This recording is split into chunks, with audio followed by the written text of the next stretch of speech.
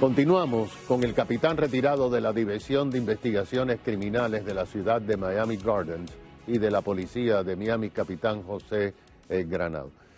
Capitán, vamos a empezar con los libros porque usted ha escrito 3 libros en inglés, no están traducidos todavía al español, esperemos que pronto se haga, pero estos libros, sobre todo uno de ellos, están siendo utilizados para estudiantes y para las distintas clases de personas que están preparándose para enfrentar pues este tipo de crimen, lo mismo estudiantes de abogacía como de policía. El primero se llama el Manifesto de Homicide, o sea, el Manifiesto de Homicidio. ¿Qué dice el libro este? Bueno, este libro es un testamento simplemente de lo que me enseñaron a mí, de los investigadores que tomaron el tiempo de impartir sus informaciones y pasármela a mí, y es algo que yo quería hacer, dárselo a otro. Entonces, ¿qué sucede? En el Homicide Manifesto, el investigador que va a empezar, que todavía no sabe, lee el libro y tiene un entendimiento de cómo es que los casos se trabajan.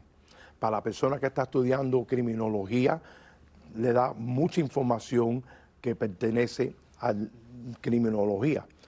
Abogados de primer año tienen un entendimiento de cómo piensa el oficial. Y entonces para la persona normal que le encanta ver los programas de televisión, de policía y de acción, le da un entendimiento de que no todo lo que ven es como es. Y entonces este es lo que yo uso cuando yo hago entrenamiento, cuando yo doy las lecturas en las universidades, y entonces me da a mí una oportunidad de pasar la información a otras personas.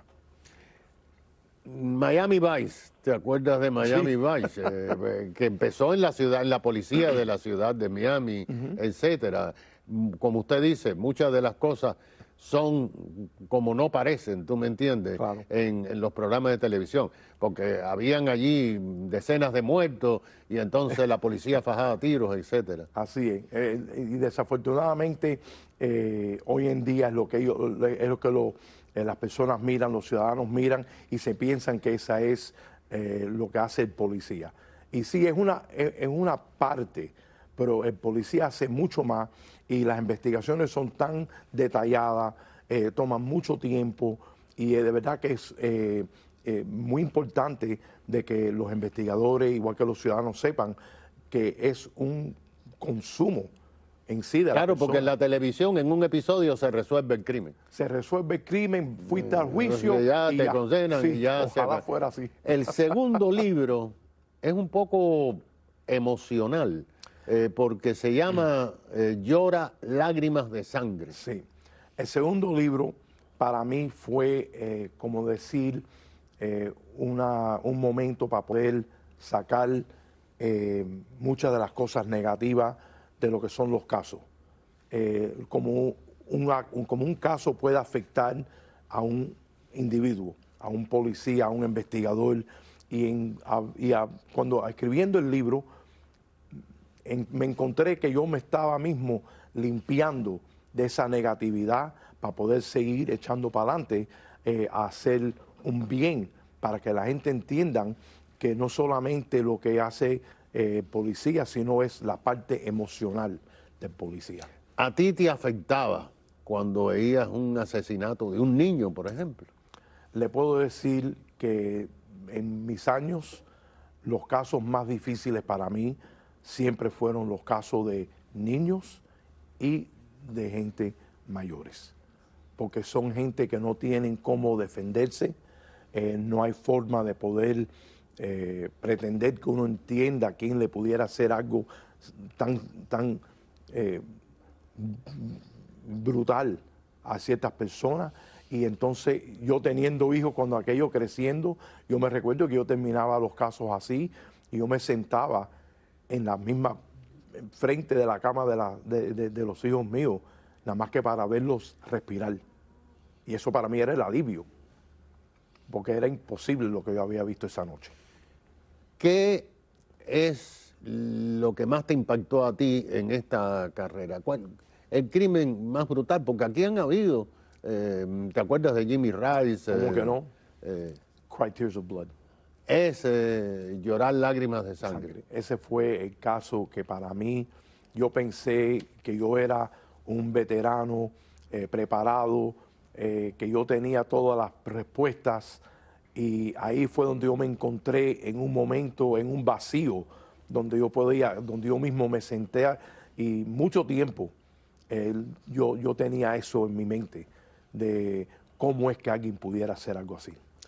El tercer libro es algo que tiene un título sumamente llamativo, entre ¿cómo es? Oro. Between Marble and Bronze. Entre mármol y bronce, la búsqueda de un monstruo. Ajá. ¿Qué es eso?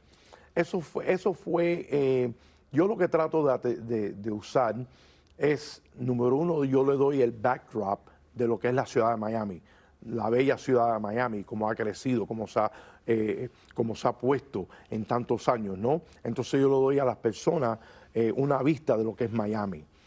Y entre lo que es Miami también le doy la vista de la parte oscura, de lo que uno no ve. Y entonces yo trato de utilizar varios casos que yo he trabajado y los pongo en una forma para poder llegar en este instante al policía y al investigador durante la investigación completa y todos los momentos difíciles que le causa, personal, emocional y en el trabajo mismo.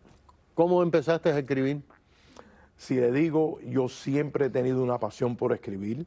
Yo me recuerdo que yo empecé escribiendo poesías oscuras, cuando aquello, el compañero mío, que era Luis Arbuerne, que es el hijo de Fernando Arbuerne, el cantante no, sí, tan famoso de Cuba. Él para mí fue un mentor fabuloso. Un detective de más de 20 años en la policía de Miami. Sí, y un detective de primera clase. Cuando yo me ponía, que yo tenía esos momentos oscuros, me ponía a escribir poesías oscuras y él se sentaba y se reía de mí. Yo decía, pero eso era mi forma de expresarme en ese momento. Y entonces así empecé a escribir y fue para mí un alivio. Cada vez que yo me siento a escribir, me siento mejor. Cuando hay violencia doméstica, ¿qué tú haces? ¿Quién determina que tiene la culpa? ¿La mujer, el hombre, la víctima fatal? Claro. Puede haber un muerto siempre. Sí, y por eso mismo, cuando hay casos de violencia doméstica, yo le digo violencia doméstica simple, que llega y no hay ningún muerto, el policía tiene un deber de arrestar a alguien. Sí, porque tienen que primero investigar para ver cómo fue que empezó y quién empezó el incidente. ¿Por qué? Porque antes uno venía como policía y decía, si tienes un familiar, vete a casa del familiar, quédate la noche y cuando ya tú estés tranquilo, puedan regresar. Ahora tiene que llevarte un preso. Porque la posibilidad de que suceda algo más violento está ahí. Entonces hay que asegurarse de esa parte. Y cuando hay un asesinato, ¿se pudo haber evitado? En tu mente tú dices, pudiéramos haber evitado. Siempre uno tiene eso en la mente, ¿qué se pudo haber hecho? Vamos a suponer si por una casualidad ya han tenido un historial de tener problemas y la policía siempre llega. Entonces uno siempre tiene eso, pero es que uno nunca puede determinar, porque entonces fuéramos como el Minority Report, que ya uno tiene en mente esa persona va a hacer algo y lo vamos a coger. Claro. Desafortunadamente no podemos hacer eso. Además de escribir, usted se ha jubilado, no se ha retirado, porque usted va a seguir trabajando, pero está mirando la política local. Doctor, tú sabes que cuando yo me retiré, yo siempre he dado servicios no solamente al país, sino a mi comunidad en Miami, que la adoro, y a la comunidad de Miami Gardens, que yo seguí mi carrera. Después de haberme retirado, que me seguí trabajando, escribiendo y haciendo algo productivo, cuando el distinguido Manolo Reyes decidió que iba a correr para alcalde, yo recibí muchas llamadas y me preguntaron, Pepe, ¿tú crees que este es el momento? Oye, tú... Así que yo creo que hay una gran posibilidad. Yo en este momento estoy mirando las posibilidades de poder entrar en lo que es la política local y tratar de servir a mi comunidad. Y si entras en la comisión, ¿va a escribir cuántos libros? 5. Ojalá tuviera ese tiempo. No, porque lo que está pasando ahí es para escribir 5 libros. Eso es así. Bueno, ustedes han conocido a José Granado, capitán retirado de la División de Investigaciones Penales, autor de 3 libros básicos sobre los asesinatos, los homicidios. Es un tema difícil, pero ustedes tienen el derecho a saber. Enseguida regresamos.